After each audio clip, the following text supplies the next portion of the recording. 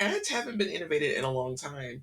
And I'm looking at Uber and Netflix and all these companies who are now saying, we're going to introduce ads, and somehow those ads are going to completely subsidize our business.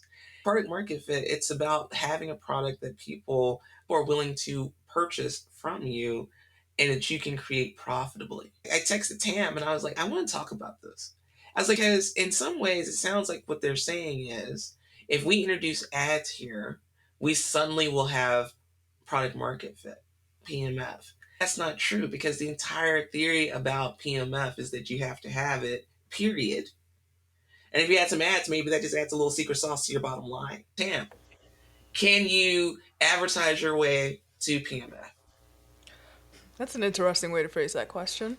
Talking about the Netflix move to add a lower price tier to add Yes. advertising to their pricing plans because they're losing subscribers, which is to your point. Do you really have it if you're losing subscribers? And two, to just increase profitability. I think that Netflix has proven a lot of things over the years.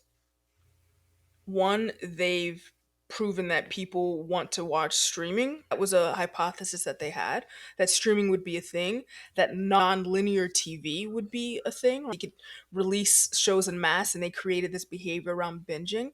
But I think what they've really proven at this point is that they have the cost structure of an IP company, of a media company, of a Disney, Mhm. of an HBO, and it's really expensive.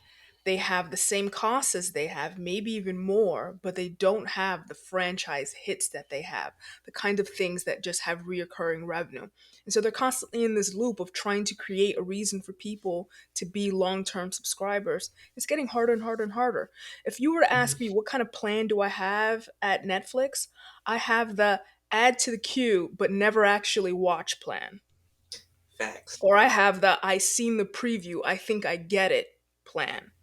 I can't tell you when the last time I actually sat and watched something on Netflix, but I've been a subscriber for a long time. And they probably have a metric that can see who's on the bubble. Even though I would argue that they are not truly a tech company, that they are a media company that is bolstered by tech. They're a distribution company, and they were the first to pioneer using technology to distribute films and shows. Let's say that that's what they are. They are collecting a lot of data, and that's where their competitive advantage was. That they know just how much Tam has been watching their show. They know how many times they've logged in. They know how many times they've responded or clicked on their ad. They know the amount of minutes. They know when I turned on the show, started it, stopped it, never went back to it.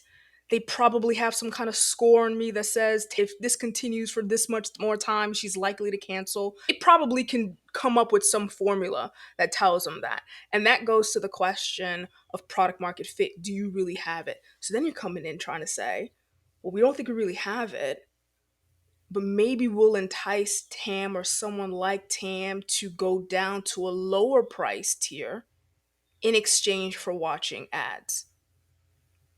I think it's a short term strategy.